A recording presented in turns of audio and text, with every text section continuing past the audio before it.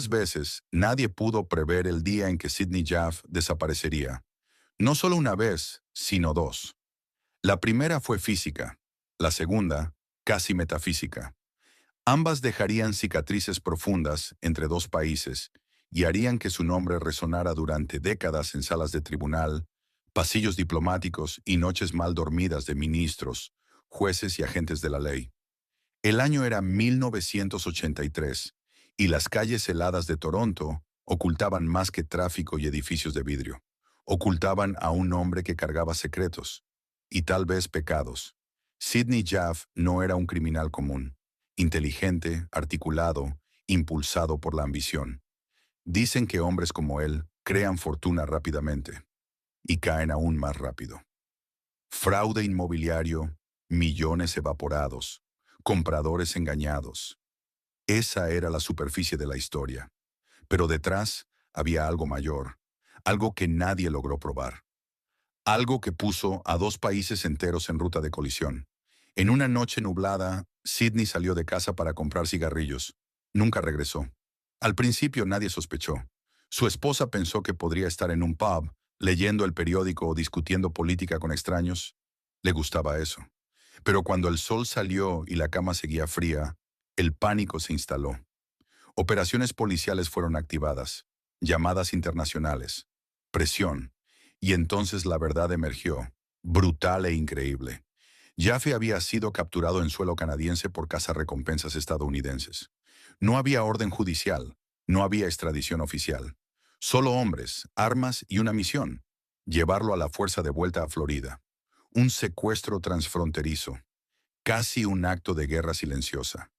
Cuando el gobierno canadiense lo descubrió, el caos diplomático comenzó. Cuestionamientos internos surgieron. ¿Habían permitido los EEUU esto? ¿Participado? ¿El acto era privado o respaldado desde dentro? ¿Quién estaba diciendo la verdad? Un informe oficial fue creado. Denso, frío, jurídico. Pero detrás de las palabras formales estaba el inicio de la mayor tensión diplomática entre los dos países desde la Guerra del Carisma. Charles B. Bourne, el especialista llamado para analizar el caso, concluyó algo perturbador. Los Estados Unidos violaron el derecho internacional, y tal vez lo sabían. Pero el gobierno estadounidense permaneció impasible, casi indiferente. Para ellos, Jaffe era solo un hombre acusado de engañar a cientos de personas. Y el dinero habla fuerte. Algunos decían que Washington quería evitarlo. Otros creían que alguien muy poderoso necesitaba que se quedara callado. Entonces, algo improbable ocurrió. Canadá exigió a Jaffe de vuelta. Y ganó. Él regresó, pero no como hombre libre. Volvió como símbolo, un fantasma político. Y mientras el país discutía diplomacia, justicia y soberanía, Sidney vivía como alguien marcado, perseguido, observado. No dormía, no comía bien, tenía la sensación constante de ser seguido, y tal vez lo era. Los periódicos lo pintaban como criminal. Algunos lo trataban como víctima, pero la verdad, como siempre, estaba en algún lugar en el medio, o mucho más allá. Y entonces, en medio de toda esta guerra silenciosa, algo aún más extraño sucedió. Sidney Jaff desapareció nuevamente. No secuestrado, no deportado, no visto siendo llevado. Simplemente se esfumó, como si se hubiera disuelto en el aire. A partir de ahí, la historia se convirtió en leyenda. Listo. Traduje tu roteiro manteniendo el tono dramático y la estructura narrativa. Si necesitas algún ajuste o quieres que adapte algo específico del estilo, avísame. Eco del hombre que no debería existir. Días después de la desaparición de Sidney por segunda vez, el silencio parecía más alto que cualquier titular de periódico. Toronto amaneció cubierta por una niebla espesa, y con ella un sentimiento colectivo de que algo estaba profundamente mal. No solo con el caso, sino con el propio sistema que permitió que un desaparecido se convirtiera en pieza de negociación entre gobernantes. La policía canadiense era reacia a admitirlo, pero internamente sabían. Perdieron a un hombre por segunda vez. Y ese hombre, a diferencia de otros, poseía demasiado valor para desaparecer tan fácilmente. El Departamento de Relaciones Exteriores Reunió salas enteras de abogados, diplomáticos y analistas. Los documentos se apilaban, los teléfonos sonaban sin cesar. No era solo una búsqueda de Sidney, era una lucha contra la humillación internacional. ¿Cómo permitimos que esto ocurriera 2 veces?, gritó alguien en la reunión de emergencia. Él no desapareció, fue borrado, susurró otro. Pero la pregunta que más resonaba no era sobre falla policial, era sobre conveniencia. ¿Quién se beneficia con la desaparición de un hombre que puede incriminar a mucha gente? Porque si Sidney fuera solo un criminal común, nadie movería ejércitos jurídicos por él. Pero los movieron, y eso decía mucho. Mientras tanto, en Florida, entre bastidores de la justicia, el nombre Jaffe era una bomba de tiempo. Las acusaciones originales de fraude inmobiliario aún existían, pero ahora cargaban un peso mayor, casi simbólico. Muchos inversionistas querían venganza, los abogados querían victoria, y los políticos querían silencio, ya sea comprado, negociado o impuesto. NBC News entrevistó a víctimas indignadas. Una mujer con lágrimas y odio en los ojos declaró ante las cámaras: "Él nos quitó todo, y ahora lo están protegiendo. Se ríe de nosotros". Era un retrato cruel, pero no necesariamente falso.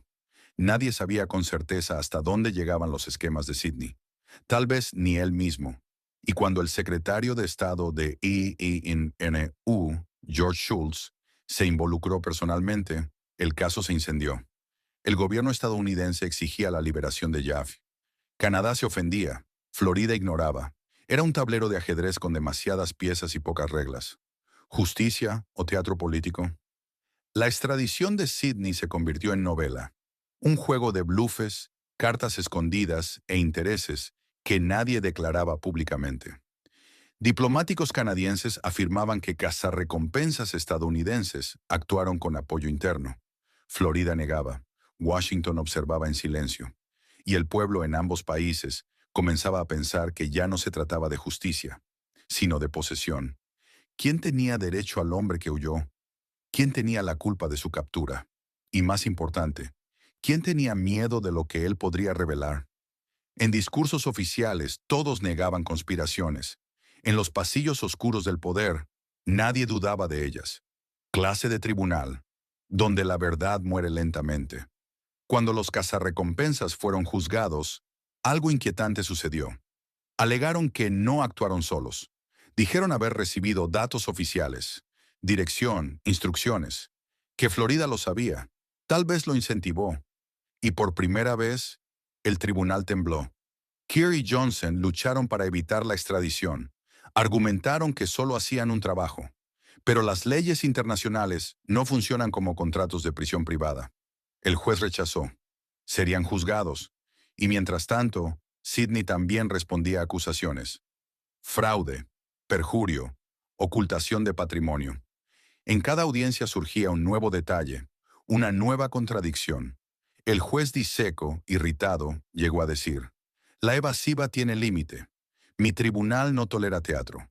Si Jaffe quería parecer víctima, también necesitaba explicar dónde estaban documentos, cuentas, transferencias. Si era inocente, ¿por qué tanta sombra? Si era culpable, ¿cómo manipulaba sistemas enteros? Tal vez estaba demasiado lejos para ser solo un delincuente. Tal vez había algo que nadie se atrevía a tocar, la solicitud que nunca debió existir.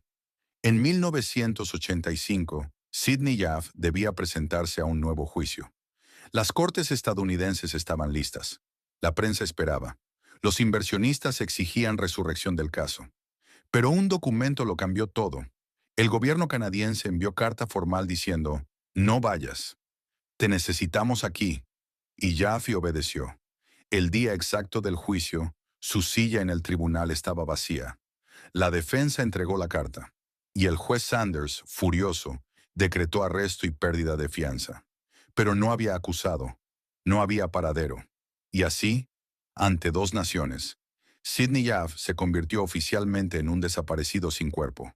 No estaba muerto. No estaba preso. No estaba libre. Estaba en algún lugar entre existencia y mito. Un hombre que pertenecía a dos países y a ninguno. La ausencia. La ausencia de Sidney no era solo física, era un vacío jurídico, político y humano. Cuanto más tiempo pasaba sin noticias, más se oscurecía su historia, como madera expuesta al tiempo. Periodistas rebuscaban archivos, fiscales revisaban pruebas, diplomáticos intercambiaban cartas selladas, y aún así nadie encontraba el hilo final de la trama. Parecía absurdo pensar que un hombre que generó conflicto entre dos naciones pudiera simplemente evaporarse. Pero se evaporó. En los primeros meses aparecieron rumores. Alguien decía haberlo visto subiendo a un taxi.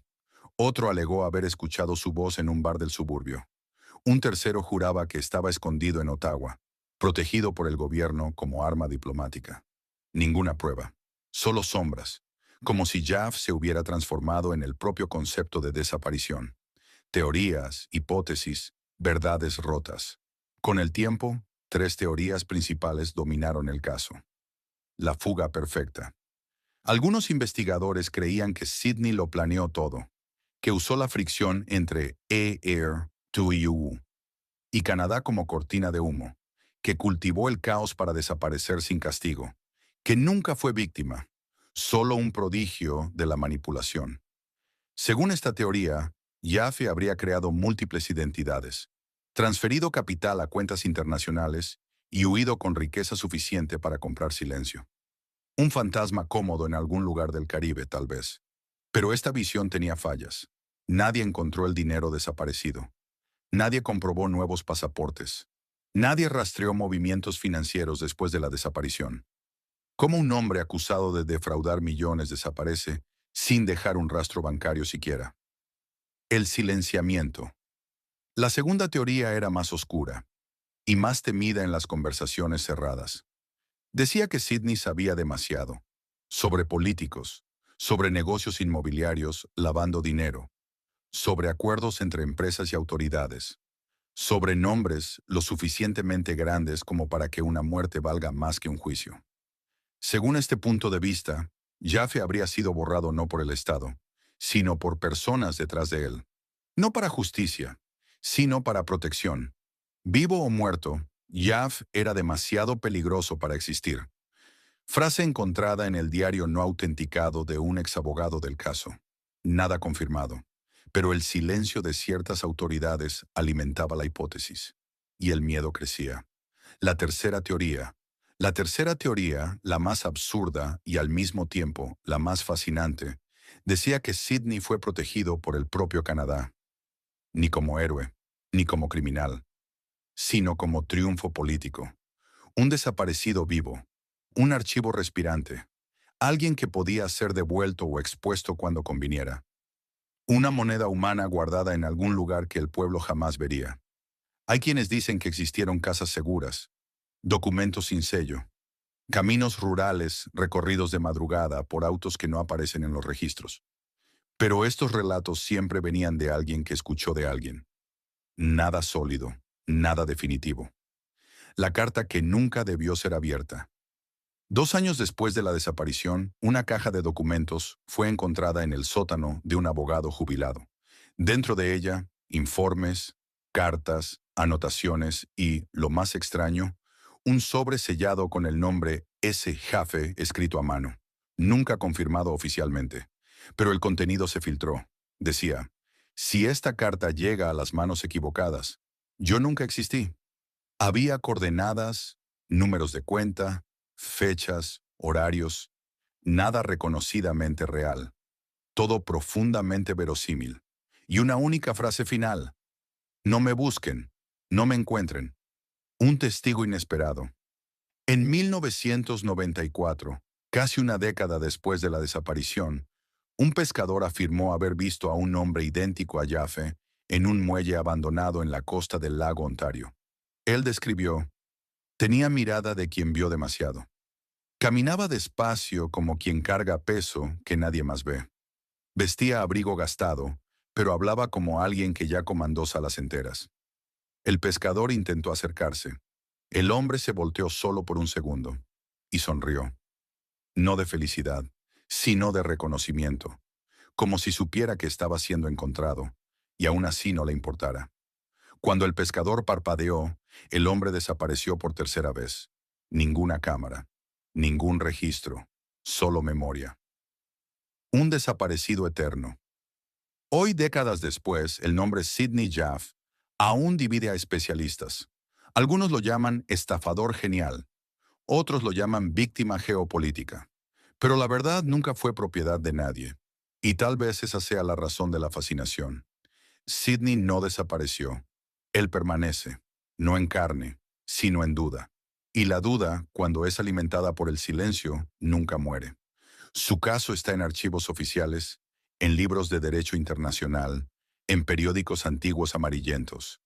Pero principalmente permanece en algo mayor, en la incapacidad humana de aceptar que alguien pueda simplemente esfumarse, sin cuerpo, sin rastro, sin final. El desaparecido que nunca fue encontrado, había un detalle que casi nadie percibió en la época. Toda la historia sobre la desaparición de Sidney no era solo sobre un hombre, era sobre lo que él sabía, a quién conocía y lo que no podía ser dicho públicamente. El gobierno hablaba de justicia, la prensa hablaba de crimen, pero entre líneas había algo mayor, información suficiente para derribar reputaciones, carreras y países enteros. Y es aquí donde la historia se transforma de desaparición en enigma. El documento que no debía ser visto, en 1987, un periodista de investigación anónimo, conocido solo como Hawker, publicó un artículo que fue retirado de circulación en menos de 72 horas. En ese texto, afirmaba haber tenido acceso a un dossier confidencial que contenía transcripciones de llamadas telefónicas, informes de extradición no liberados al público, correspondencias entre autoridades de EE2 y agentes canadienses, testimonios de cazarrecompensas bajo identidad protegida. Fragmentos fueron preservados por copias clandestinas. En ellos había declaraciones que cambiaban completamente la narrativa. Jaff no huyó, fue transferido. ¿Transferido a dónde? ¿Por quién? Silencio absoluto. Etapas del proceso que deberían ser transparentes fueron selladas. Los nombres fueron tachados. Las fechas desaparecieron de archivos públicos como si nunca hubieran existido. La pregunta que quedó fue una sola. ¿Fue borrado o protegido? Un testigo retorna y es silenciado. Lo que casi nadie sabe es que un testigo reapareció años después. Una mujer identificada solo como E.R., exsecretaria en una oficina jurídica involucrada en el proceso, decidió hablar. Ella contó que semanas antes de la desaparición, Sidney recibió la visita de dos hombres desconocidos. Ella describió traje oscuro, postura militar, acento imposible de identificar, mirada de quien no acepta no. Como respuesta, Sidney salió con ellos. Nunca más volvió a la oficina, y solo 3 días después surgió el anuncio. Desaparecido. Cuando R intentó registrar testimonio oficial, recibió visitas inesperadas. Hubo intimidación, amenazas veladas, y entonces ella desapareció de las entrevistas, periódicos, de la ciudad, del mapa. Algunos dicen que se mudó, otros juran que sufrió el mismo destino de Jaff, pero no existe prueba, solo eco. Un detalle que nadie notó durante décadas, el caso quedó enfriándose en archivos jurídicos hasta que un nuevo investigador, Daniel Foster, decidió revisar cada página, cada evidencia, cada línea del proceso, y descubrió algo perturbador. En los documentos oficiales, el nombre de Sidney Jaff aparece con 3 grafías diferentes. Jaffe, Jaffe, Jaffe. Esto no debería existir. Los nombres legales son fijos. Los archivos son estandarizados. Pero el caso entero parecía deliberadamente confuso, como si estuviera diseñado para fallar en el rastreo. Foster concluyó. Era como investigar a 3 personas diferentes con el mismo rostro. Y esta afirmación reavivó la teoría de una vida oculta. Una grabación que lo cambia todo. En 2010, Foster, el investigador que reabrió el caso, divulgó un audio misterioso. Alegó que a través de canales no revelados, recibió una cinta grabada supuestamente por Jaffe. En ella, una voz temblorosa, envejecida, dice, «Nadie desaparece porque quiere, desaparece porque necesita». Y luego, La verdad no cabe en tribunales. La verdad no cabe en periódicos. La verdad, si es revelada, derriba estructuras que ustedes no imaginan. Después de eso, el audio termina con ruido, como si alguien hubiera apagado el micrófono con prisa. La autenticidad nunca fue probada, ni contestada. El silencio, una vez más, fue la respuesta más ensordecedora. Desenlace, o algo muy cercano. A eso hoy, después de tantas décadas, nadie sabe dónde está Sidney. Nadie sabe si respira.